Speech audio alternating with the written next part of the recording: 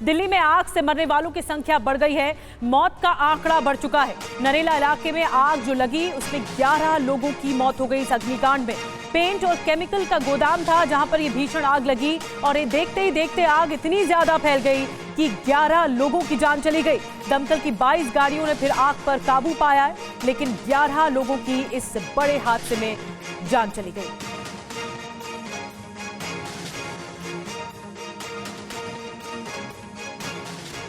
दिल्ली के अलीपुर में कल शाम करीब 5 बजे ये आग लगी थी और स्थानीय लोगों ने बताया कि फैक्ट्री में वेल्डिंग करते वक्त अचानक आग फैल गई। हालांकि फैक्ट्री में मौजूद पेंट और केमिकल के 2 गोदाम जलकर खाक हो चुके हैं। 5 घंटे तक आग का तांडव किस तरीके से चलता रहा उसकी 4 तस्वीरें एक साथ आपके सामने हैं, जहां देखिए पेंट फैक्ट्री में लगातार हुए धमाके और आग की चपेट में आने से पूरी फैक्ट्री जलकर खाक हो चुकी है। केमिकल गोदाम बर्बाद हो चुका है। दिल्ली में भीषण अग्निकांड की ही वजह से 11 लोगों को जान गंवानी पड़ी है।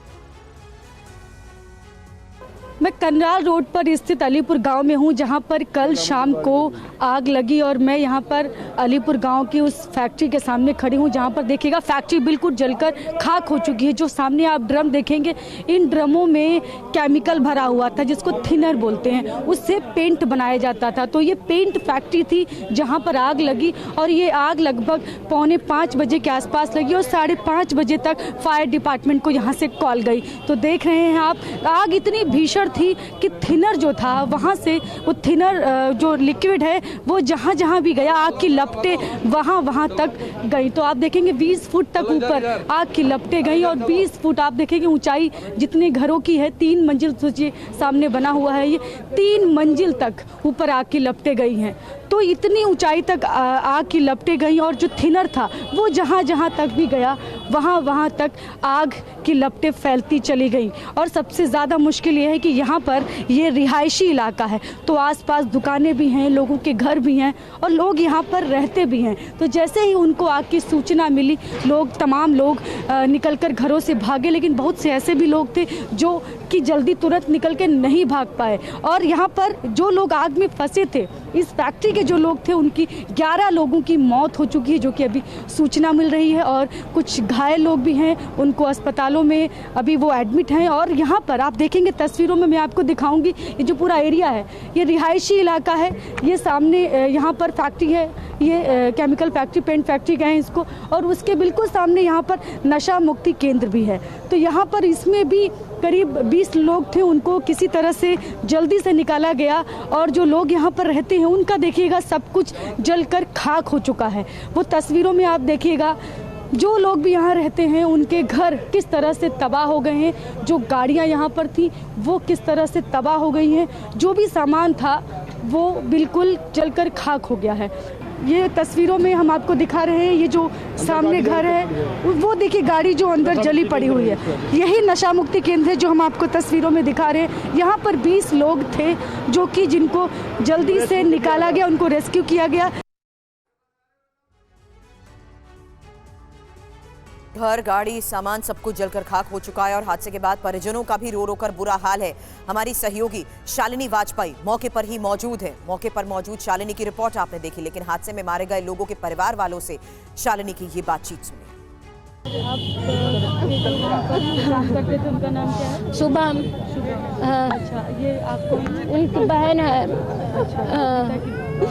शुभम की बहन है। तो ये शादी होने वाली? हाँ, 18 अप्रैल को शादी है इसका। और उसके भाई 4 भाई थे दीदी, वो सबसे छोटा था।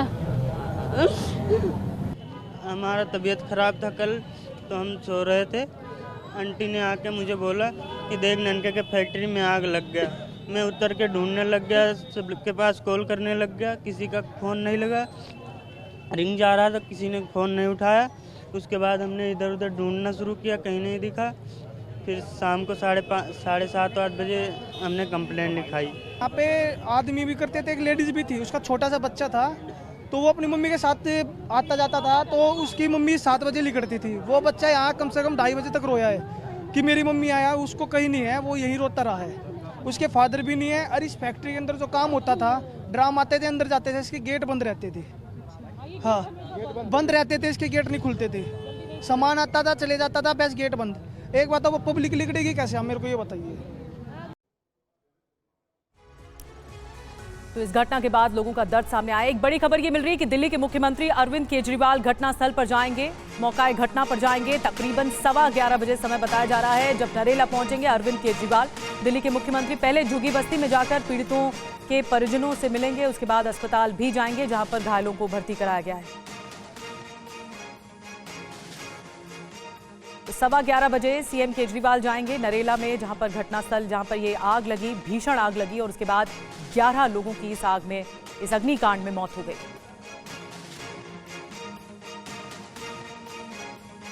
तो एक बार फिर से हम आपको बता दें, पहले पीड़ितों के परिजनों के साथ मुलाकात होगी और फिर उसके बाद जहां पर जिस अस्पताल में घायल इस वक्त भर्ती हैं, जिनका इलाज जारी है, वहां पर जाकर फिर मुलाकात करेंगे। और आज की एक और सबसे बड़ी खबर, जहां संयुक्त किसान मोर्चा के भारत बंद के ऐलान को लेकर खबर बड़ी है। सुबह 6 से शाम 4 बजे तक ग्रामीण भारत बंद।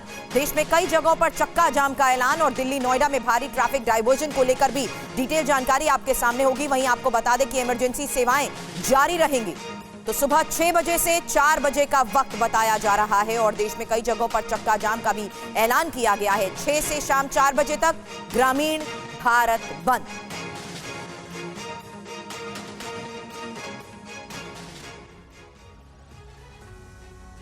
और संयुक्त किसान मोर्चा और केंद्रीय ट्रेड यूनियन ने आज ग्रामीण भारत बंद बुलाया है। तो दूसरी तरफ पंजाब के किसान आगे क्या करेंगे, ये सवाल पुलिस और प्रशासन के सामने बना हुआ है। 2 दिन पहले शंभू बॉर्डर पर जो हुआ वैसी स्थिति दोबारा पैदा ना हो, इस बात का खास ख्याल रखा जा रहा है। कल हुई किसान और सरकार की बैठक भी बेनतीजा रही, कोई खास नतीजा नहीं निकल पाया। लेकिन अभी इस आंदोलन को शांत करने वाला कोई हल नहीं निकला है। क्या आगे करेंगे किसान, इंतजार इस बात का है। अब इंतजार जो हो रहा है वो रविवार का भी है। ऐसे में किसान रविवार तक इंतजार करेंगे या फिर दिल्ली कूच करेंगे। बंद का कितना असर देखने को मिलेगा, ये जो ग्रामीण भारत बंद बुलाया गया है, बंद से लेकर बंदोबस्त तक की हर खबर TV9 भारतवर्ष आप तक सबसे पहले पहुंचा रहा है। हर तस्वीर TV9 आपको सबसे पहले दिखा रहा है कि ग्रामीण भारत बंद का कितना असर देखने को मिल रहा है। और अब बड़ी खबर और अपडेट बातचीत को लेकर, क्योंकि सरकार और किसानों के बीच बातचीत बेनतीजा रही है। 5 घंटे की बैठक में कोई समाधान नहीं निकला है। रविवार को फिर चौथे दौर की बातचीत होगी। आपको बता दें MSP समेत 3 मांगों पर किसान अड़े हुए हैं। इस बीच ये भी बता दें कि रविवार तक शंभू बॉर्डर से किसान आगे नहीं बढ़ेंगे।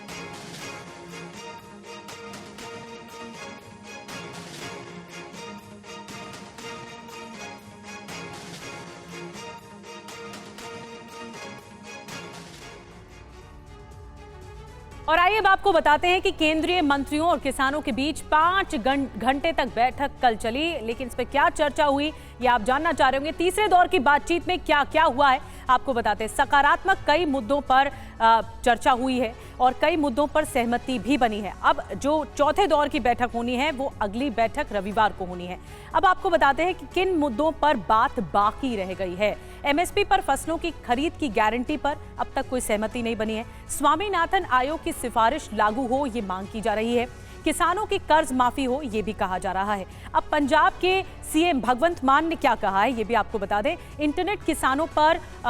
इंटरनेट और किसानों पर लॉ एंड ऑर्डर बहाल हो, एक्शन न ले सरकार। हरियाणा सरकार एक्शन न ले और इस बात को सुनिश्चित किया जाए कि किसानों की मांगों को सुना जाए, ये पंजाब के मुख्यमंत्री का कहना है। अब तीसरे दौर की बातचीत को लेकर सरकार और किसानों की तरफ से फिलहाल क्या कहा गया, सुनिए। विषयों पर ध्यान आकृष्ट कराया है, संज्ञान में लेते हुए विस्तार पूर्वक चर्चा को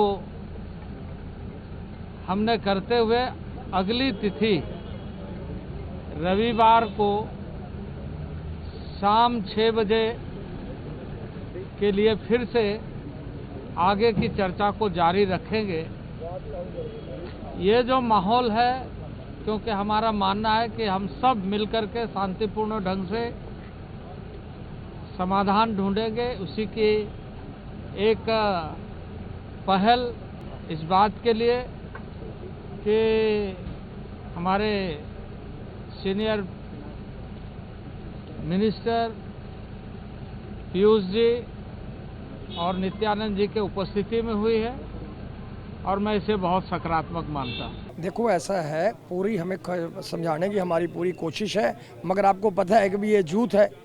जब ये बढ़ना तो हमारे बस का जो सिस्टम नहीं, पर हमारी प्रयास यही रहेगा भाई आगे जो है नहीं ये लड़के ना बढ़े। लेकिन फिर आप पुलिस कार्रवाई पे कैसे सवाल उठा सकते हैं? आप कह रहे हैं यूथ पे काबू नहीं है, वो आगे बढ़ जाते हैं, तो फिर पुलिस का काम भी तो है उनको रोकना, आगे नहीं बढ़ने देना। अभी बातचीत जारी है आपकी। देखो हम तो मैंने बताया है ना कि भाई हम अपने तरीके से उसको इतवार तक तो वो डिले करेंगे और बिल्कुल देखेंगे। इतवार को अगर नहीं करते तो फिर हमारा मिशन तो आगे जाने का ही है और आर पार की लड़ाई, और जाएंगे वहाँ दिल्ली तक जाएंगे।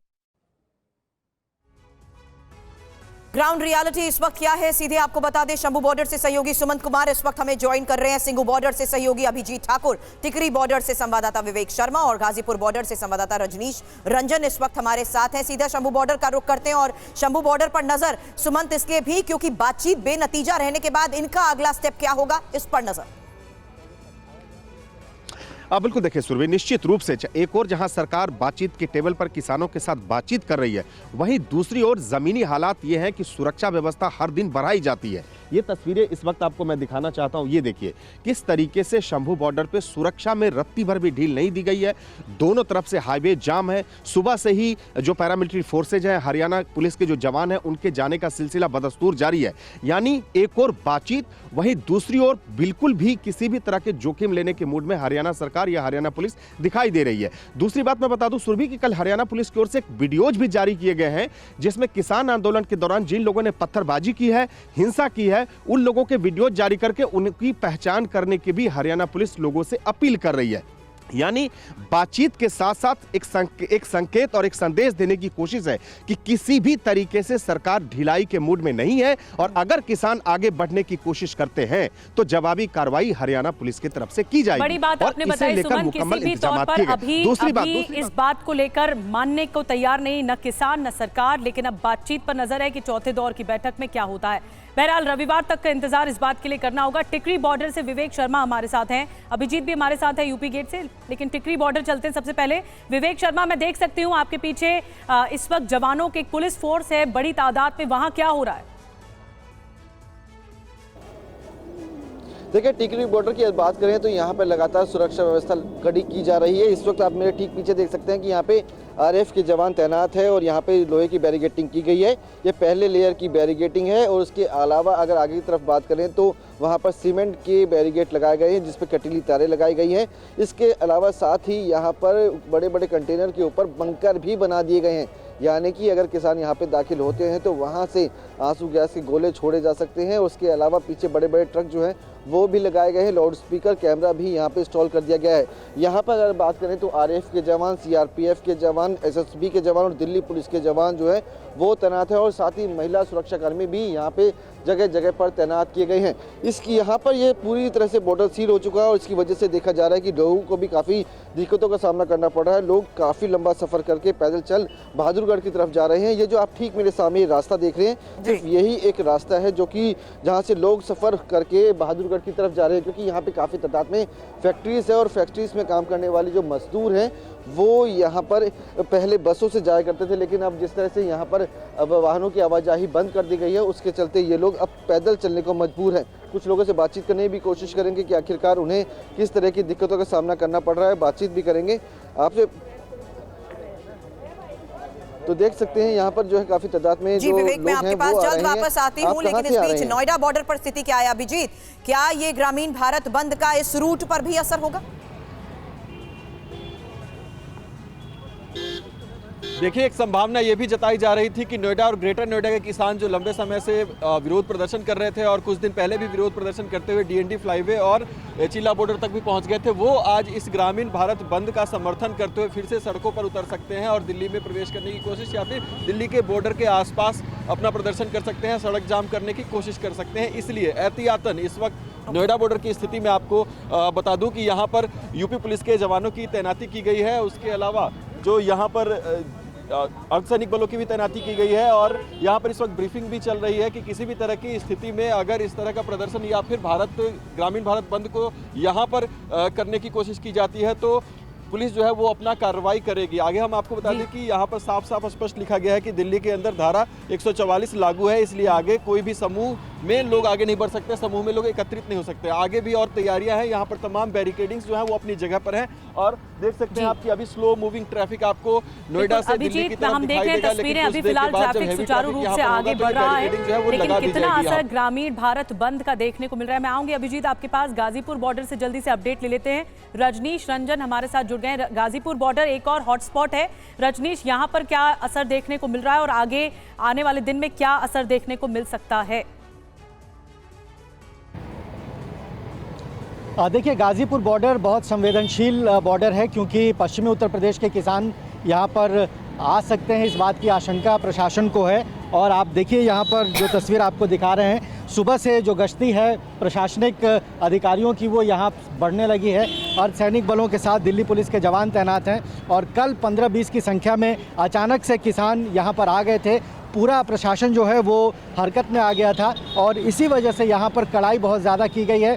जो NH-24 है, हर जो लेन है वहाँ पर बैरिकेड्स लगाए गए हैं और तमाम तैयारी यहाँ पर की गई है ताकि भारत बंद की वजह से अगर किसान यहाँ पर आकर प्रदर्शन करना चाहें तो उन्हें रोका जा सकता है। नीचे भी आप देखिए, ये इस हाईवे को, ये NH-9 है और ये पूरी तरह से बंद है और यहाँ पर सिर्फ आपको पुलिस की गाड़ियाँ, व्हीकल और बैरिकेड्स जैसी चीज़ें ही यहाँ पर दिखाई देंगी। यानी प्रशासन अपनी ओर से पूरी तरह से तैयार है, किसी भी स्थिति में यहाँ पर की तैयारी हर दिल्ली के बॉर्डर पर कैसी है, उसी की सीधी तस्वीरें TV9 भारतवर्ष दिखा रहा है। हमारे तमाम सहयोगियों का फिलहाल बहुत बहुत शुक्रिया। लेकिन इस बीच ये भी बता दें कि अंबाला में किसानों की पत्थरबाजी का एक वीडियो सामने आया है और हरियाणा पुलिस ने ये वीडियो जारी किया है। किसानों के बीच पत्थर फेंकने वाले उपद्रवियों की ये तस्वीरें पुलिस बता रही है और दावा ये कर रही है कि जितने प्रदर्शनकारी, जो किसान यहाँ पर प्रदर्शन कर रहे थे, उन्हीं के बीच में मौजूद रहते हुए कुछ उपद्रवी लगातार पथराव करते रहे।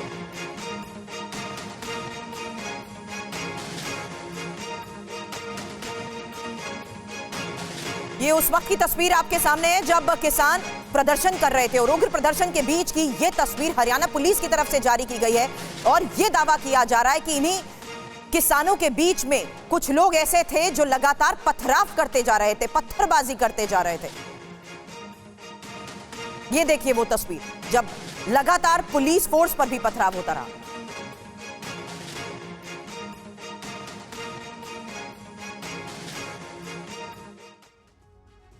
चलिए खबरों में आगे बढ़ते हैं। संदेश खाली हिंसा पर सियासत तेज हो गई है, गर्माती जा रही है। इस मामले में एक लोकसभा की विशेषाधिकार कमेटी ने राज्य के मुख्य सचिव और डीजीपी समेत आला अधिकारियों को 19 फरवरी को तलब किया है।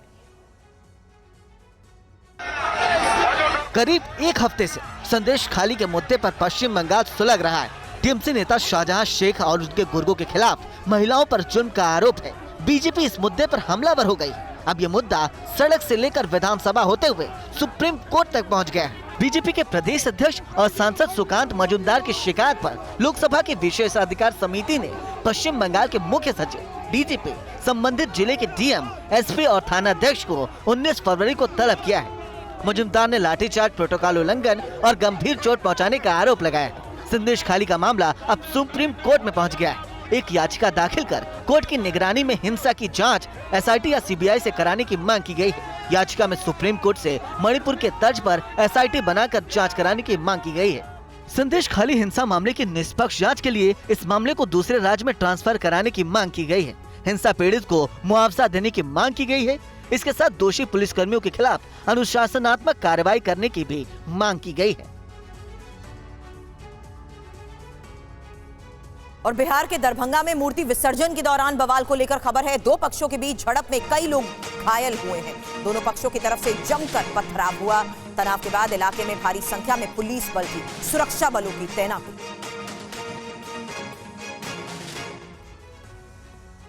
तस्वीरें दरभंगा में हुई बवाल की है। मूर्ति विसर्जन के दौरान दो पक्षों में टकराव हुआ, जमकर पत्थरबाजी हुई, कुछ घरों से शेड तोड़े गए, कई गाड़ियां भी तहस नहस हुई, कुछ लोगों को ईंट पत्थरों से चोट भी आई है। पूरे इलाके में तनाव फैल गया है, जिसके बाद भारी संख्या में पुलिस फोर्स मौके पर पहुंच गई और कड़ी सुरक्षा के बीच मूर्ति विसर्जन कराया गया। दरभंगा के इस इलाके में फिलहाल हालात काबू में है। डीएम राजीव रोशन ने कहा कि दो मूर्तियों के विसर्जन के दौरान पत्थरबाजी की बात सामने आई है। कुछ घरों को भी निशाना बनाया गया। उपद्रवियों के खिलाफ सख्त एक्शन होगा। पत्थर चलने की बात सामने आई है और कुछ घरों में भी जो उसके शेड वगैरह हैं बाहर से उसको गिरा दिया गया है। ये भी चीज देखने में आ रहा है। तो जो लोग उपद्रव किए हैं उनकी पहचान की जाएगी और उन पे जो विधि सम्मत है वो कानूनी कार्रवाई की जाएगी। पुलिस इस मामले पर सख्त कार्रवाई कर रही है। सीसीटीवी और वीडियो के जरिए दंगाइयों की तहकीकात की जा रही है।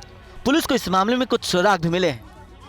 स्थिति शांतिपूर्ण है। अभी हम लोग यहाँ नजर बना के रखते हैं। हम लोग यही स्पॉट पे हैं और पुलिस बल तैनात है।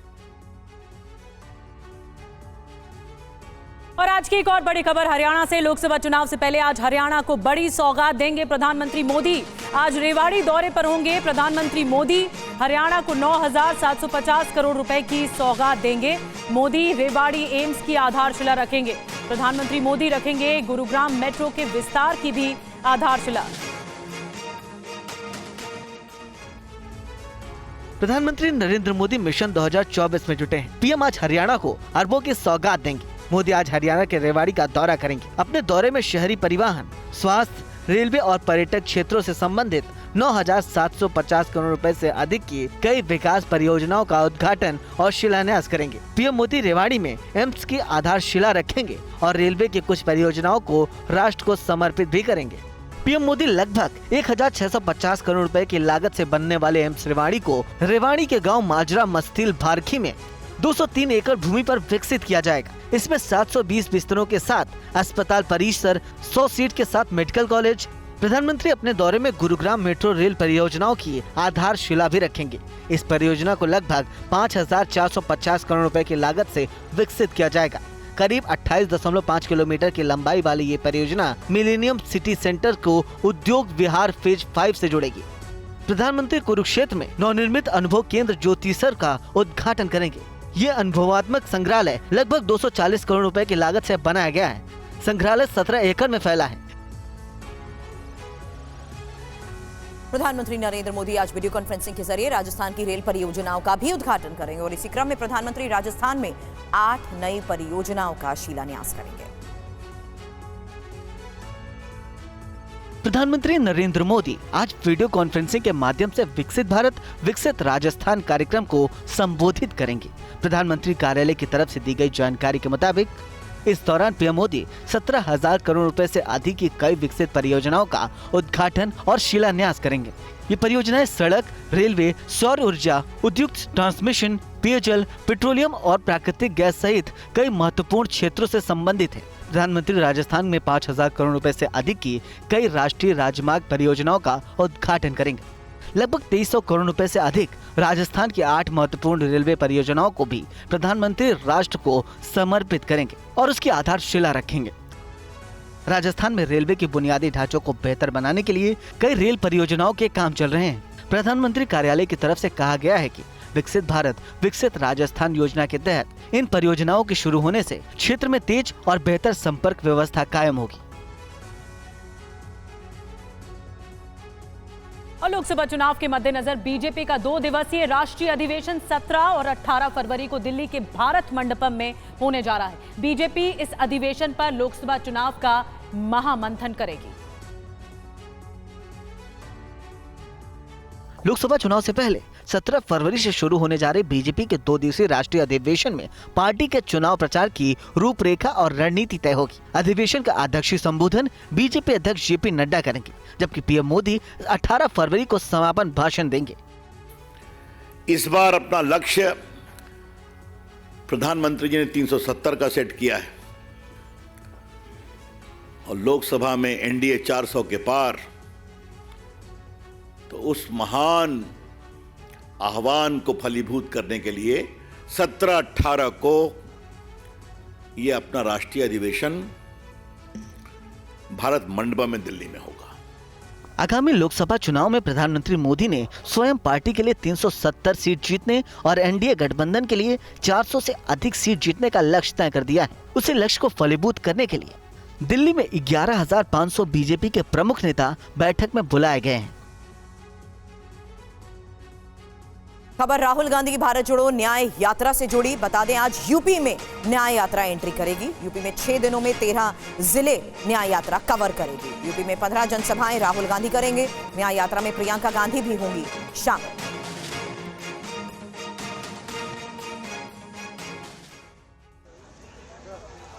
राहुल गांधी की न्याय यात्रा आज यूपी में दाखिल होगी। आज बिहार के रास्ते यूपी के चंदौली जिले में राहुल गांधी की यात्रा दोपहर 3 बजे एंट्री करेगी। यूपी में न्याय यात्रा 6 दिन रहेगी। यूपी में राहुल गांधी की यात्रा में प्रियंका गांधी भी शामिल होंगी। चंदौली के बाद कल न्याय यात्रा वाराणसी जाएगी। राहुल गांधी वाराणसी में बाबा विश्वनाथ के दर्शन भी करेंगे। राहुल गांधी इसके अलावा प्रयागराज, अमेठी, रायबरेली और राजधानी लखनऊ समेत 13 जिलों को कवर करेंगे। कल बिहार के धनीचा में राहुल गांधी की यात्रा में तेजस्वी यादव भी शामिल होंगे। इसके पहले कांग्रेस की औरंगाबाद रैली में तेजस्वी यादव शामिल नहीं हो पाए थे।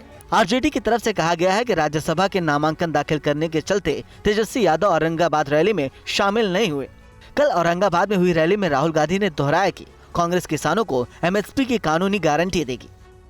कानूनी गारंटी वाली एमएसपी कांग्रेस पार्टी हिंदुस्तान के हर किसान को देने जा रही है। ऐतिहासिक काम है। और राहुल गांधी की यात्रा आज बिहार के सासाराम से शुरू हुई है और बिहार के सासाराम से राहुल गांधी की न्याय यात्रा की आज की लेटेस्ट तस्वीरें सामने आई हैं। राहुल गांधी की न्याय यात्रा में आज तेजस्वी यादव भी शामिल हुए। जीप पर सवार होकर राहुल गांधी कांग्रेस कार्यकर्ताओं का अभिनंदन कर रहे हैं। सड़कों पर कांग्रेस कार्यकर्ताओं को राहुल गांधी का स्वागत करते हुए इन तस्वीरों में देखा जा सकता है। तो तस्वीरें सामने आई हैं बिहार के सासाराम में जो न्याय यात्रा चल रही थी। राहुल गांधी एक खुली जीप में सवार होकर इस तरह लोगों का अभिवादन कर रहे हैं।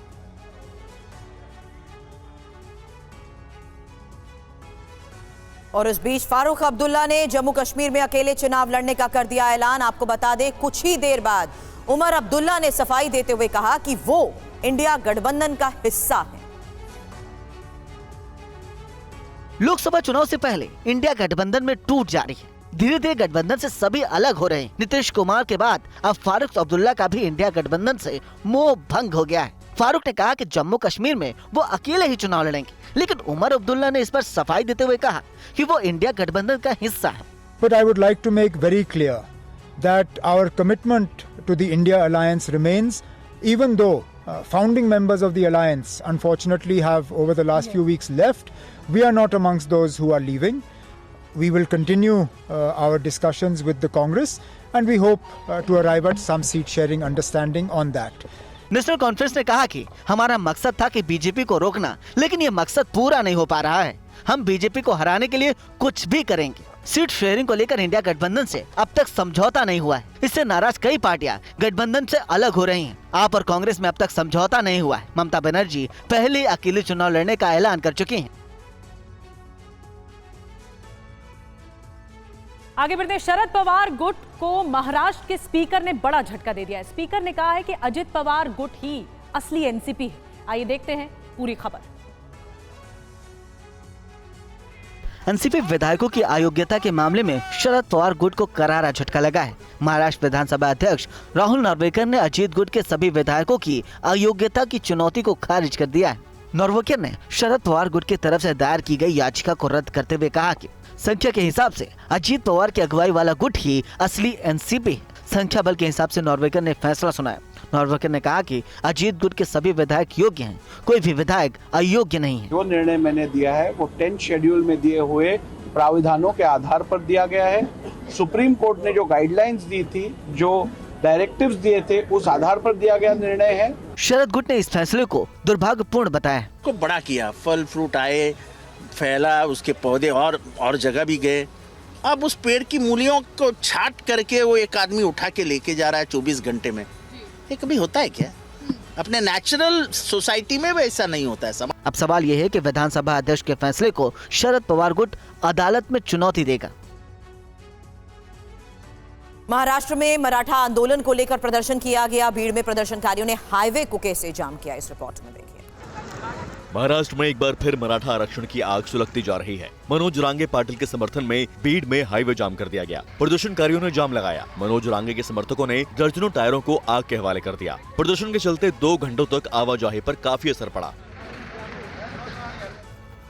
पिछले 2 दिन में बीड में मराठा आंदोलन की आग सुलग रही है। दरअसल मराठा नेता मनोज रांगे पिछले 6 दिनों से भूख हड़ताल पर बैठे थे और 5वें दिन उनकी तबीयत खराब हो गई, जिसके बाद रांगे के समर्थक उग्र हो गए। इसके पहले कल जानना और बीड में भी सड़कों पर टायर जलाकर विरोध किया गया था। मराठा आरक्षण का मामला सुप्रीम कोर्ट तक पहुंचा हुआ है। इसे लेकर सुप्रीम कोर्ट में क्यूरेटिव याचिका भी दायर की गई है। मराठा समुदाय के लिए आरक्षण पाने का यह आखिरी मौका होगा, इसीलिए राज्य सरकार इस मामले में बेहद अहम कदम उठा रही है। मराठा आरक्षण को पहले बॉम्बे हाई कोर्ट ने बरकरार रखा था, लेकिन उस फैसले को सुप्रीम कोर्ट में चुनौती दी गई। महाराष्ट्र सरकार को सुप्रीम कोर्ट में यह साबित करना होगा कि मराठा समुदाय पिछड़ा हुआ है।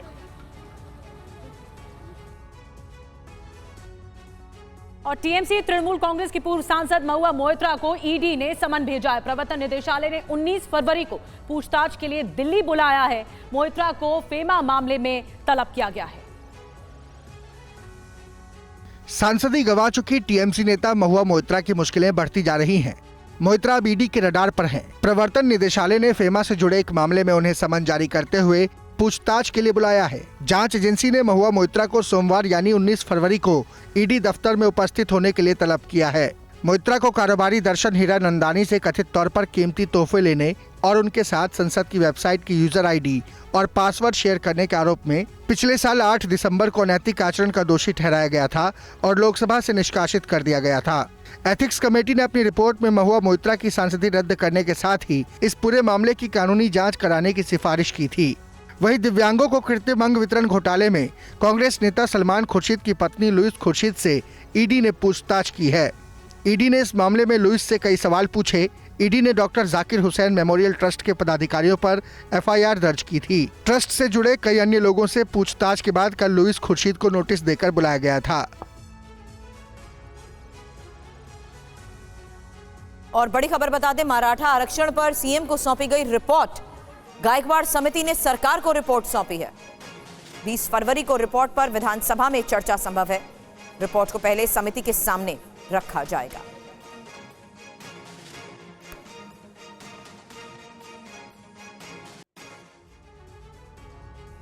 और पाकिस्तान में जारी सियासी घमासान से जुड़ी इस वक्त की एक और बड़ी खबर मिल रही है। फजलुर रहमान से हाथ मिला सकते हैं इमरान खान।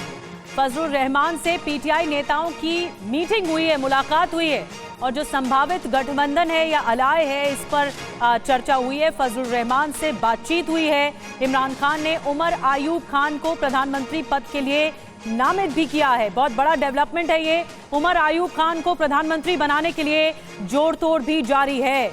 तो एक नए गठजोड़ को बनाने की कोशिश है और जिसमें इमरान खान ने खुद उमर आयूब खान को प्रधानमंत्री पद के लिए, पाकिस्तान के प्रधानमंत्री पद के लिए नॉमिनेट किया है।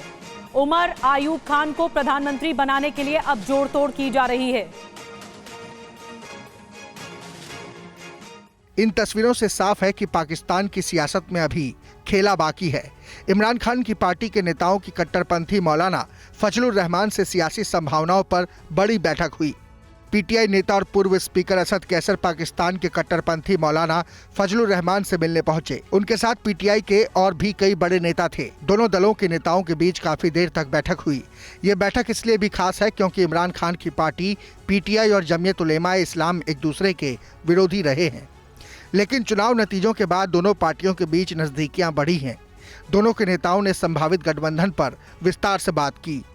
हाल ही में फजलुर रहमान ने चुनाव में बड़े पैमाने पर धांधली का आरोप लगाया था। सरकार में शामिल होने से इनकार कर दिया था।